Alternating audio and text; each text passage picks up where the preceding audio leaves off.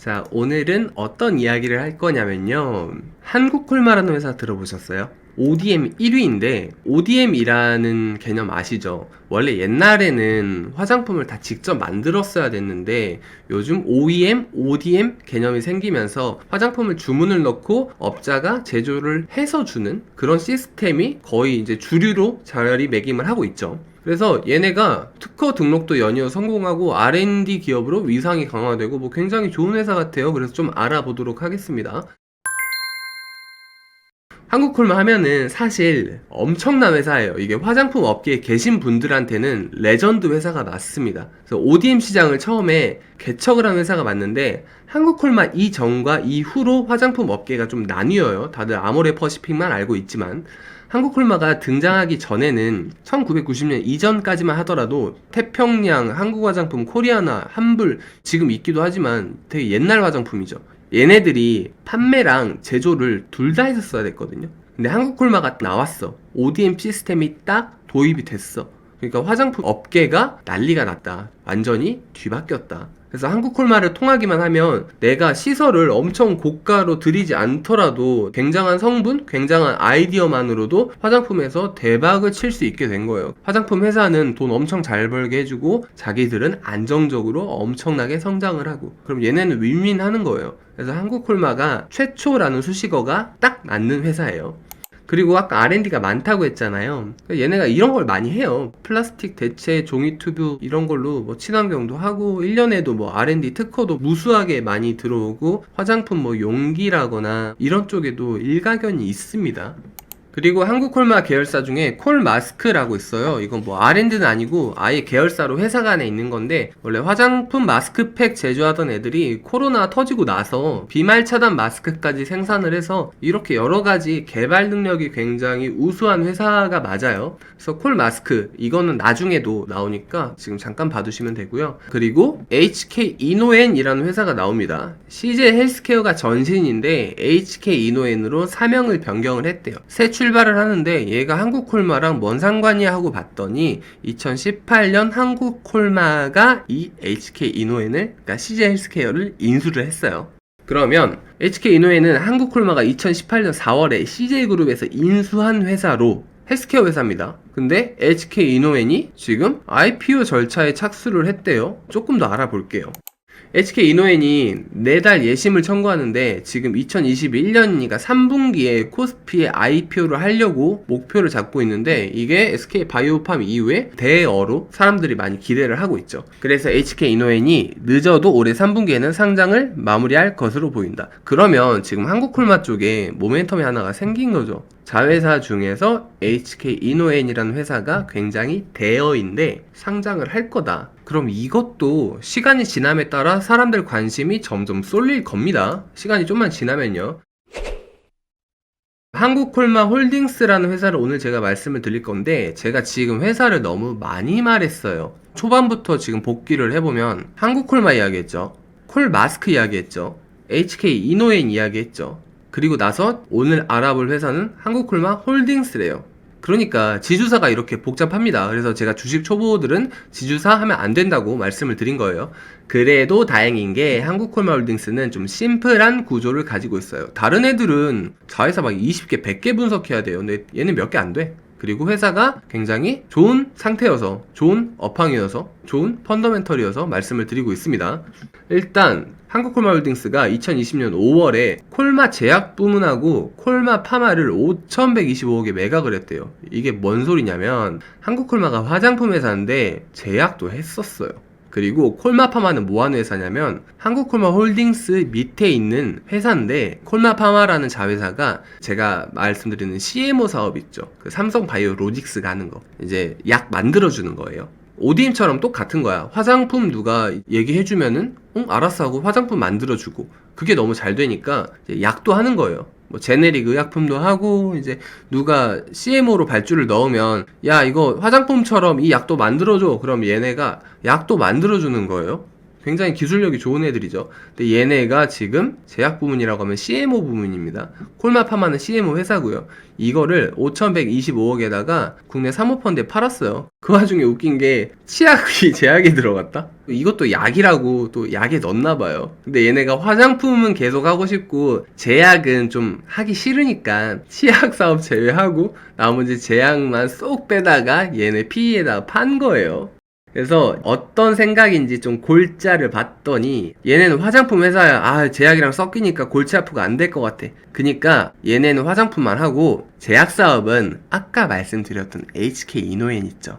얘 중심으로 구조를 재편할 거야. 이제 그림이 좀 그려지실 거예요. 한국콜마홀딩스가 지금 딱 보면 화장품도 했다가 뭐 제약도 했다가 뭐 복잡해 난리 부르스야. 뭐 정신이 없죠. 그리고 콜마파마라고 CMO 회사를 갖다 놨는데 얘네도 장사를 또 애지간히 못해. 그러니까 한국콜마는 화장품 회사인가 제약 사업을 하고 싶긴 한데 뭐 이게 갈피가 못 잡는 거예요. 그래서 한국콜마홀딩스가 야 그만해 정리해줄게. 한국콜마 제약사업부랑 콜마파마랑 뭉쳐가지고 팔아. 한국콜마 너네는 이제부터 무조건 화장품만 해. 약 손대지 마. 그리고 이제 CJ에서 HK 이노엔을 사온 거야. 우리는 이제부터 제약사업은 HK 이노엔에서 전부 한다. 그러면 나는 한국콜마 홀딩스라는 애인데 내 밑에 자식이 한국콜마라는 엄청 대단한 화장품 회사가 있고 HK 이노엔이라는 대여인 제약사가 있어. 그래서 나는 이 두 개 회사를 지배하는 엄청난 지주회사야. 이렇게 그림을 그리고 있는 거예요. HK 이노엔이라는 회사는 한국콜마의 자회사입니다. 한국콜마 홀딩스의 자회사가 아니에요. 일단 하나 정리하고 넘어가야 될 게 한국콜마의 모멘텀에 따라 한국콜마 홀딩스는 분명히 긍정적인 영향을 받습니다. 하지만 지금 법적으로 볼 때 보통 30% 이상의 지분을 가지고 있고 최대 주주인 경우에 지배회사, 종속회사로 분류가 돼요. 그리고 단순하게 50% 이상을 가지고 있으면 당연히 최대 주주죠. 그 경우에도 종속회사, 지배회사 개념이 성립을 합니다. 근데 얘네는 종속회사 아니에요. 지배회사 아닙니다. 그냥 관계회사예요. 대신에 영향을 지대하게 받는 회사가 되는 거죠. 오늘은 한국콜마 이야기를 안 할 거예요. 한국콜마 홀딩스가 훨씬 좋습니다. 왜냐면 얘는 HK 이노엔을 가지고 오면서 지금 부채도 엄청나게 많이 잡혔고 좀 심란해요. 쉽게 건드릴 수 없는 회사가 됐습니다. 일단 펀더멘탈 먼저 분석을 할게요. 기본이 가장 중요해요. 매출액 보니까 굉장히 많이 늘었죠. 좀 주춤하다가 코로나 때 오히려 발군입니다. 꽤 많이 외형적으로 성장을 했어요. 영업이익이 좋아요. 당기순이익도 좋아서 내실이 있죠. 근데 이게 지금 발생 기준에서 괜찮다라고 보이지만 속을 순 없잖아 우리가. 그래서 현금 흐름에서도 현금 기준 상태에서 여전히 건실한지 확인을 좀 해볼 거예요. 아 좋죠? 영업활동으로 인한 현금 흐름이 계속 좋습니다. 그리고 2020년에도 굉장히 좋은 흐름 이어가고 있어요. 그리고 투자활동으로 지금 자산 매각이 좀 이루어졌는데 요거는 회사 이번에 구조 개편하면서 발생한 걸로 보시면 됩니다. 그래서 그 돈으로 빚을 좀 갚았고요. 결과적으로 현금 및 현금성 자산이 늘어났어요. 그리고 대차 대조표를 봤는데 자본잉여금이 소폭 변화가 있었습니다. 신경 쓸 정도는 아니고, 그 다음에 이익잉여금이 많이 늘었는데 이게 좀 역대급이에요. 굉장히 내실이 좋다는 게 계속 드러나고 있죠. 부채 쪽에서도 단기사채랑 단기차입금이 많이 줄었습니다. 여유가 계속해서 생기는 모습이에요. 매입채무 같은 경우에는 전년도 대비 큰 변화는 없고 단기법인세 부채가 조금 늘긴 했는데 요거는 아까 말한 구조 개편으로 인해서 전환사채 처리하고 그 과정에서 일회성으로 발생을 했고 뒤에 보실 건데 자산 쪽에서 현금으로 충분히 커버가 가능한 부채입니다. 자산 탭 마지막으로 보면요, 재고가 별로 없죠. 매출 채권 뭐 이것도 별로 없죠. 굉장히 심플합니다. 그리고 거의 다 비유동 자산으로 잡혀 있죠. 그리고 현금성 자산이 많이 늘어서 아마 다음 분기에는 이 부분에서 아까 말했던 이연법인세에서 이어진 단기법인세 부채가 조금 차감이 되긴 할 거지만 그래도 여전히 증가폭이 월등하죠. 펀더멘탈 봤는데 딱 봐도 좋습니다. 그러면 지배구조를 다시 한번 볼 건데, 자, 이게 완성이 된 그림이에요. 한국콜마홀딩스가 있고요, 한국콜마라는 관계회사가 있고요, 여기에 종속회사로 HK 이노엔이라는 회사가 있습니다. 그리고 한국콜마의 제약사업부를 팔아서 얘가 생긴 거죠. 그리고 콜마 파마가 거의 70%를 가지고 있는 종속회사였는데 얘네는 매각을 했어요. 그럼 얘는 없는 거야. 지금 심플하게 콜마 B&H라는 회사가 또 있어요. 야, 회사가 또 나와? 또 나와요. 그리고 콜마스크는 아까 말씀드렸죠. 마스크팩 만들고 비말 차단 마스크 만들고 사업을 잘 하고 있는 회사예요. 제가 지금 한국콜마홀딩스가 좋다고 한 이유에 얘가 들어가 있어요. 얘가 진짜 알짜입니다. 화장품도 팔긴 하는데 주로 건강기능식품을 팔아요. 근데 우리 보통 ODM 생각할 때 홍삼, 뭐 다이어트, 뭐 보조제 막 이런 거 많이 하잖아요. 콜마 B&H가 건강 기능식품으로 돈을 엄청 잘 법니다. 그리고 한국콜마도 화장품으로 돈을 잘 벌죠. 그럼 한국콜마홀딩스는 주요 사업 모델이 여기에서 상표권 받고 뭐 용역권 받고 이런 식으로 장사를 할 거 아니에요. 그런데 관계 회사에 HK이노엔이라는 제약회사까지 종속회사로 거느리고 있으니까 요 상승 모멘텀도 받고 회사는 계속해서 체리 피킹하고 있는 거죠. 딱 알맹이만 쏙쏙 빼먹고 있는 회사가 된 겁니다. 그림이 이렇게 보니까 얘는 지금 헐떡헐떡 돼요. 되게 지금 좀 버거워. 일단 직접적으로 가장 많이 수혜를 받고 관심이 쏠리는 건 당연히 얘 쪽이지. 근데 저는 안정적인 걸 좋아하잖아요. 그리고 근본이 있는 걸 좋아하잖아. 근데 그림이 보시면 얘가 알짜고 근본입니다. 오늘 설명은 안 드릴 건데 한국콜마 펀더멘털 확인해 보시면 콜마홀딩스가 훨씬 더 우량합니다. 그리고 HK이노엔이 한국콜마가 지분 100% 가지고 있는 걸로 아시는 분들이 계신데 그렇지 않습니다. 2020년 4월 1일자로 CKM 흡수 합병할 때 지분 변동이 있었어요. 지금 한국콜마는 HK이노엔의 50.71%만큼만 지분을 가지고 있습니다.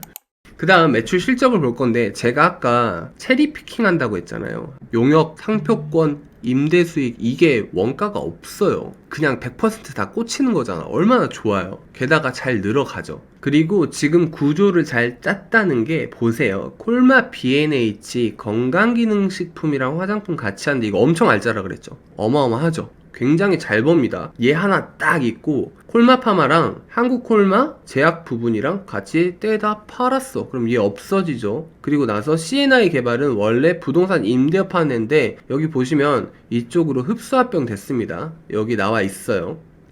그래서 여기서 임대업을 하고 한국콜마홀딩스에서 얘도 없어져요. 그러면 지금 알짜 이거 하나만 있는 상태죠. 그 다음에 콜마스크 나름 잘 키워나가고 있습니다. HK바이오이노베이션은 HK이노엔이랑 다른 회사예요. 그러면 여기에서 굉장히 알짜고 한국콜마랑 HK이노엔 관계 회사로 있고 알짜가 종속회사로 하나 둘 딱 있고 HK바이오이노베이션 새로 장전하고 있는 거 하나까지 있죠. 굉장히 깔끔하지 않습니까? 한국콜마는 보니까 어마어마해요. 1조 3천억의 매출이에요. 굉장히 큰 회사입니다. 이렇게 장사를 잘 하는 회사가 관계 회사고 그 지분 가치를 인정을 받고 매년 이렇게 상표권, 용역 수익 이런 걸로 주머니에 딱딱 꽂히는 회사가 한국콜마 홀딩스인 거예요.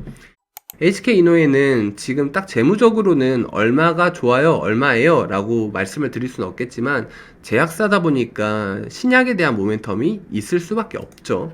그 다음 아까 HK바이오이노베이션 말씀드렸죠. 한국콜마 홀딩스가 최근에 고바이오랩에서 기술 수출 얘네가 한 거죠. 그러니까 얘네가 산 거야. 면역 신약을 1840억을 주고 샀거든요. 근데 아직 얘가 뭐 어디로 갔다 이 이야기는 없는데 한국콜마 홀딩스가 지금 요거를 가지고 있어요. 이 면역 신약을 이제 그 다음에 공동 개발을 임상 1상까지 하다가 그 이후에는 한국콜마 홀딩스가 독자적으로 진행을 할 건데 아까 우리는 봤잖아. 종속회사에서 HK바이오이노베이션. 그럼 이것도 언제 하나 엮어서 뭔가 하겠죠. HK이노엔 빼고도.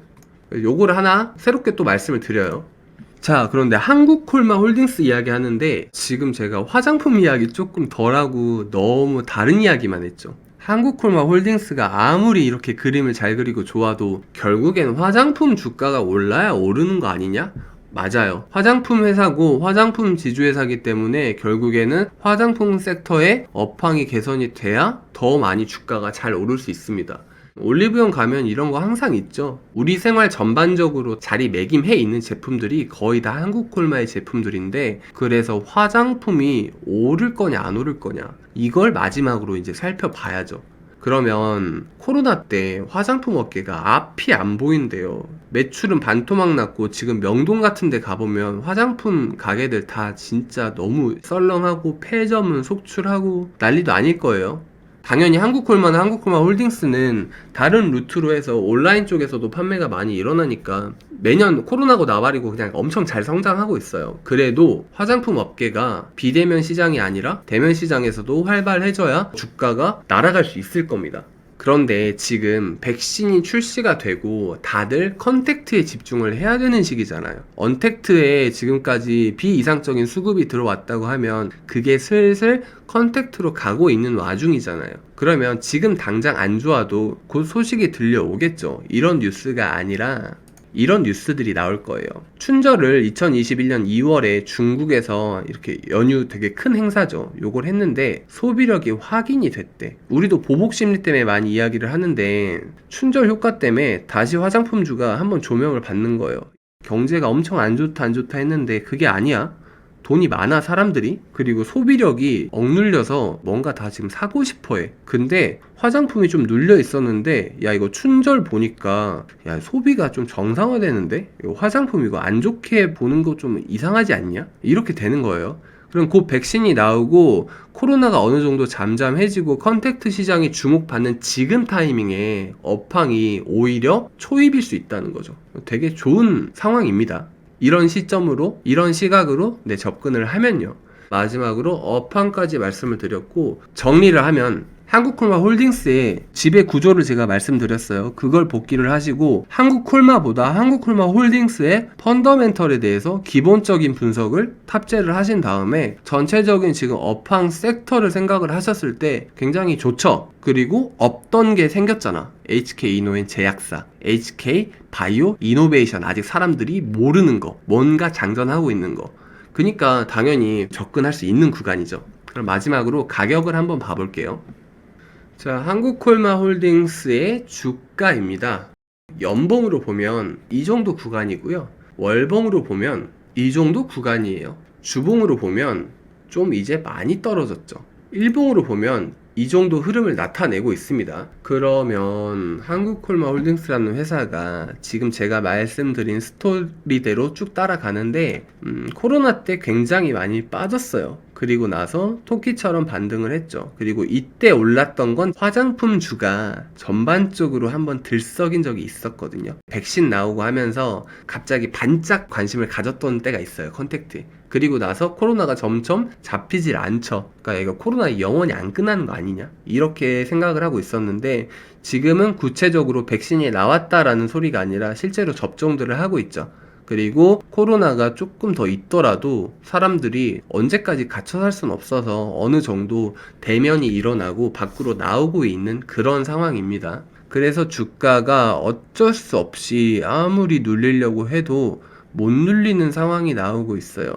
현재 조금 높습니다. 코로나 저점 대비 굉장히 높은 주가이긴 하지만 없던 것들이 많이 생겨서 충분히 접근할 수 있는 가격대로 보이고요. 이것도 여전히 변동성이 굉장히 커요. 뭐 이게 얼마 안 되는 것 같아 보이지만 이렇게 보면 13,000원에서 28,000원이면 요게 100%가 넘습니다. 그래서 우리는 꼭 잃지 않는 성공적이고 확실한 투자를 하려면 리밸런싱 관점에서 접근을 하는 게 맞겠죠.